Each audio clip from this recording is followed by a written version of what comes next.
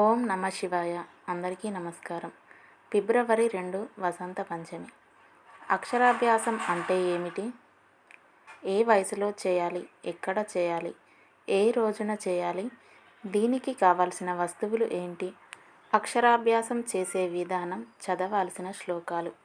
ఈ వీడియోలో అక్షరాభ్యాసం అంటే ఏమిటి, ఎప్పుడు చేయాలి, పిల్లలు ఏ వయసులో ఉన్నప్పుడు అక్షరాభ్యాసం చేయాలి, అక్షరాభ్యాసం ఎక్కడ చేయాలి, అక్షరాభ్యాసం ఏ రోజున చేయాలి, ఏ తిథులలో చేయాలి, అలాగే అక్షరాభ్యాసం చేసే పద్ధతి, విధులు ఏమిటి, పిల్లలకి ఏ శ్లోకాలు చదివితే వాళ్ళకి విద్యాబుద్ధులు బాగా పొంది అభివృద్ధిలోకి వస్తారు అన్న ఈ ఆసక్తికరమైన విషయాలన్నింటినీ ఇప్పుడు ఈ వీడియోలో మనం తెలుసుకుందాం. కాబట్టి వీడియోని చివరి వరకు చూడండి. అక్షరాభ్యాసం మన సాంప్రదాయాలలో మనకి షోడశ సంస్కారాలు అంటే 16 సంస్కారాలు ఉన్నాయి. వాటిలో ముఖ్యంగా గర్భధానం, సీమంతం, జాతకకరణం, నామకరణం, అన్నప్రాసన, చౌలం, ఉపనయనం, స్నాతకం, వివాహం ఇలా మొదలగునవి 16 సంస్కారాలలోకి వస్తాయి. ఈ అక్షరాభ్యాసం అనేది కూడా ఈ 16 సంస్కారాలలో ఒకటి. అక్షరాభ్యాసం అంటే అక్షర అంటే అక్షరాలు, అభ్యాసం అంటే అభ్యసించడం అంటే రాయడం, చదవడం ఈ రెండింటిని అభ్యసించడంలోకి వస్తాయి. అంటే పిల్లలకి అక్షరాలను రాయడం, చదవడం అనే పద్ధతిని మొదలు పెట్టడం అంటే విద్యారంభం అంటారు. అక్షరాభ్యాసం చేయడం వల్ల పిల్లలకి విఘ్నేశ్వరుడు, సరస్వతీదేవి మొదలగు చదువుల దేవతల అనుగ్రహం కలిగి బాగా చదివి ఉన్నత స్థితికి వెళతారు అన్నది శాస్త్రాల సారాంశం. అక్షరాభ్యాసం ఏ వయసులో చేయాలి అన్న విషయాలను ఇప్పుడు మనం తెలుసుకుందాం. బృహస్పతి స్మృతిని అనుసరించి పిల్లలకి 6వ నెల గడిచిన తర్వాత నుంచి చేయవచ్చును. ఎందుకంటే ఆ వయసు నుంచి శిశువు వినడం ప్రారంభిస్తారు, గ్రహించడం మొదలగునవి చేయడం మొదలు పెడతారు. వినడం, అనడం కాకుండా చదవడం, రాయడాన్ని ప్రారంభించడమే ఈ అక్షరాభ్యాసం అన్నమాట. కాబట్టి బృహస్పతి స్మృతిని అనుసరించి మగపిల్లవాడికి 6వ నెల, 8వ నెల, 10వ నెల, 1వ సంవత్సరం ఇలా సరి సంఖ్య నెలలో ప్రారంభం చేయాలి. అదే అమ్మాయి అయితే 7వ నెల, 9వ నెల బేసి సంఖ్య నెలలో చేయాలి. యజ్ఞవర్కుడు వేద ప్రమాణం ప్రకారం యజ్ఞవర్కుడు పిల్లలకి 5వ సంవత్సరం లేదా 7వ సంవత్సరంలోనే అక్షరాభ్యాసం చేయాలి అని చెప్పారు. 5వ సంవత్సరంలో ముఖ్యంగా పిల్లలకి చౌలం చేయించాలి, అంటే పుట్టెంట్రుకలను తీయించాలి. ఆ తర్వాతనే అక్షరాభ్యాసం చేయాలి. శాస్త్రాల ప్రకారం 5వ సంవత్సరం 5వ నెల 5వ రోజున చేయించాలి. కానీ ఇప్పటి ఆధునిక కాలంలో అందరూ 3వ సంవత్సరంలోనే అక్షరాభ్యాసం చేయిస్తున్నారు. వశిష్ఠ స్మృతి ప్రకారం తేజస్సువంతమైన పిల్లలకి 3వ సంవత్సరంలోనే చౌలం చేశాక అక్షరాభ్యాసం చేయించవచ్చునని చెప్పబడి ఉన్నది.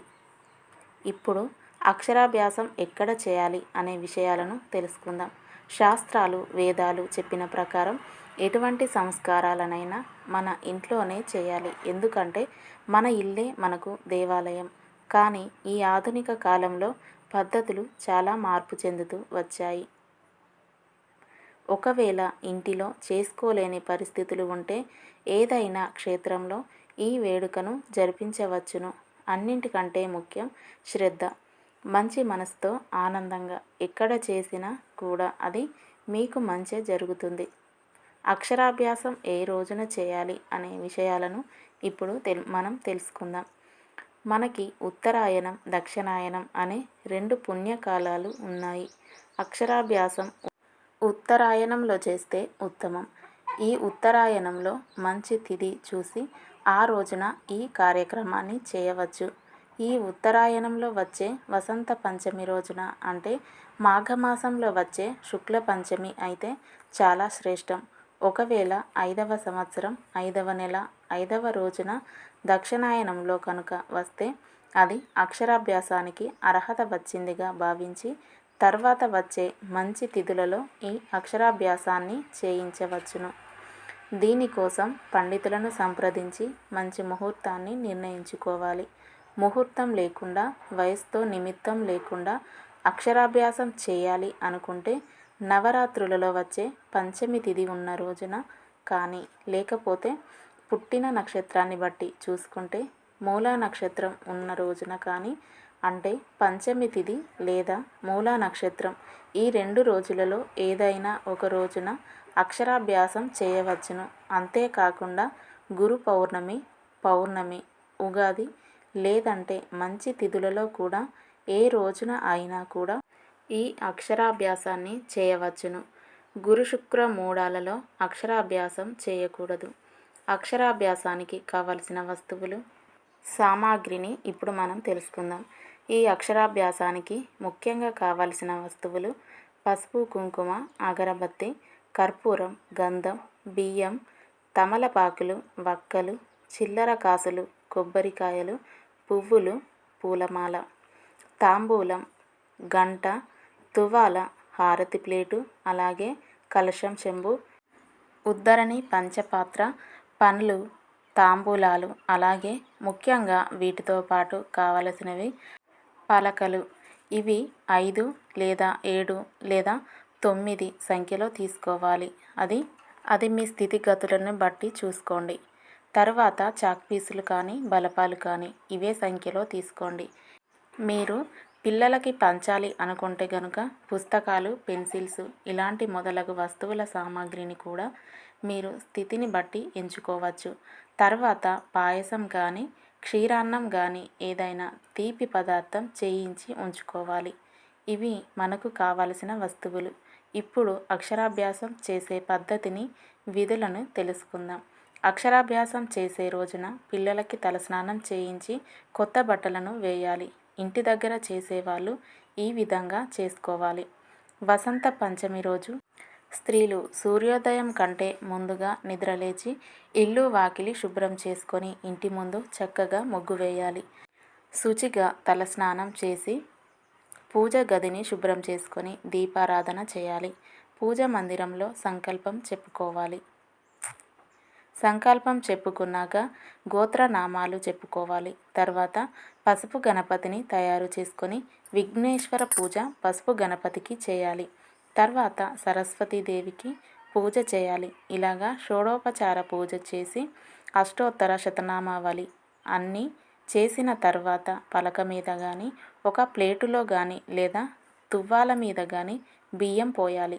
బియ్యం పోసిన తర్వాత మీ ఇంటి తీరును బట్టి పిల్లవాడిని కానీ లేదా అమ్మాయిని కానీ తండ్రి ఒడిలో కానీ, తాత ఒడిలో కానీ, గురువుగారి ఒడిలో కానీ కూర్చుండబెట్టి ఈ అక్షరాభ్యాసాన్ని చేయడం ప్రారంభించాలి.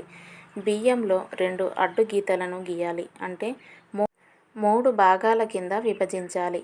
పై భాగంలో ముందుగా శ్రీ అనే అక్షరాన్ని రాయాలి. దాని కింద అంటే మొదటి భాగంలో ఓం అనే బీజాక్షరాన్ని రాయాలి. అలాగే మహాప్రణవం మధ్య భాగంలో నమ శివాయ అని రాయాలి. ఇప్పుడు తాత కానీ, తండ్రి కానీ, గురువుగారు కానీ ఒడిలో కూర్చున్న పిల్లవాని చేత తన వేలుని పట్టుకొని కుడి చేత్తో 3 సార్లు ఆ బియ్యంలో ఓం నమ శివాయ సిద్ధం నమః అని పిల్లవాని చేత బియ్యంలో రాయించాలి. మనము ఓం నమ శివాయ సిద్ధం నమః అనే ఈ మంత్రాన్ని ఎందుకు పిల్లల చేత అక్షరాభ్యాస సమయంలో రాయిస్తాము అంటే, విద్యాది దేవత సరస్వతీదేవి అయిన జ్ఞానస్వరూపుడు శివుడు కాబట్టి ఆయన నుంచే మనకి అన్ని అక్షరాలు ఉద్భవించాయి. కాబట్టి ముందుగా ఆయన పేరుని మనం పిల్లల చేత రాయిస్తాం అన్నమాట. అందుకే ఈ మంత్రాన్ని పిల్లల చేత అనిపిస్తాము, రాయిస్తాము కూడా. ఆ తర్వాత పలకకి, పుస్తకాలకి పూజ చేసుకోవాలి. ఈ పూజ చేసిన పుస్తకాలను, పలకను పూజలో పెట్టుకొని పసుపు, కుంకుమ, అక్షింతలతో, పువ్వులతో పిల్లవాని చేత పూజ చేయించాలి. తరువాత పలక మీద కూడా రాయించాలి. ఎలా అంటే ఓం నమ శివాయ అని పిల్లల చేయి పట్టుకొని పలక మీద ఈ మంత్రాన్ని మనం దిద్దించాలి.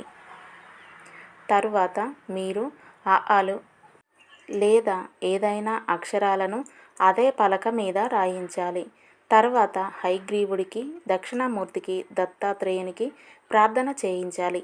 ఈ మాటలు ఏవైతే ఉన్నాయో ఓం నమ శివాయ అని పిల్లల చేత కూడా రాయిస్తూ అనిపించాలి. తర్వాత మీరు పంచడానికి ఏదైనా వస్తువులు తెచ్చుకొని ఉంటే, అంటే పలకలు, పుస్తకాలు, పెన్సిల్స్ మొదలగునవి మీ పిల్లల చేతుల మీదుగా తోటి విద్యార్థులకు, తన వయసు వాళ్లకు వాటిని పంచిపెట్టాలి. వీటితో పాటుగా వాళ్ళకి ఏదైనా తీపి వస్తువును కూడా పంచిపెడితే వాళ్ళకి పిల్లలతో మంచి అనుబంధం కలుగుతుంది.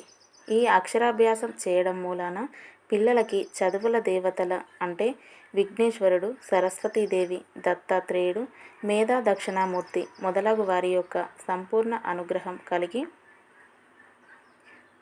పిల్లలు ఎంతో ఉన్నత స్థితికి వస్తారు అన్నది ప్రతీది. అలాగే పిల్లలు నిత్యం పాటించవలసిన శ్లోకాలు ఏంటో ఇప్పుడు మనం తెలుసుకుందాం. 1 సరస్వతీ నమస్తుభ్యం, 2 హయగ్రీవ శ్లోకం, 3 మేధా దక్షిణామూర్తి శ్లోకం. ఈ శ్లోకాలను పఠించడం వలన మీ పిల్లలు మంచి వృద్ధిలోకి వస్తారు. అక్షరాభ్యాసం యొక్క విశేషాలు, విధులు, పూజా విధానం మీ పిల్లలకు ఈ విధంగా అక్షరాభ్యాసం చేయిస్తే ఆ భగవంతుని ఆశీస్సులు మీ పిల్లలపై ఎల్లవేళలా ఉంటాయి. ఈ వీడియో కనుక మీకు నచ్చినట్లయితే ప్లీజ్ లైక్ చేసి మీ ఫ్రెండ్స్కి షేర్ చేయండి. అలాగే మా కొత్త వీడియోస్ మీకు వెంటనే చేరాలంటే మా ఛానల్ని సబ్స్క్రైబ్ చేసుకొని పక్కనే ఉన్నటువంటి బెల్ ఐకాన్ని ప్రెస్ చేయండి.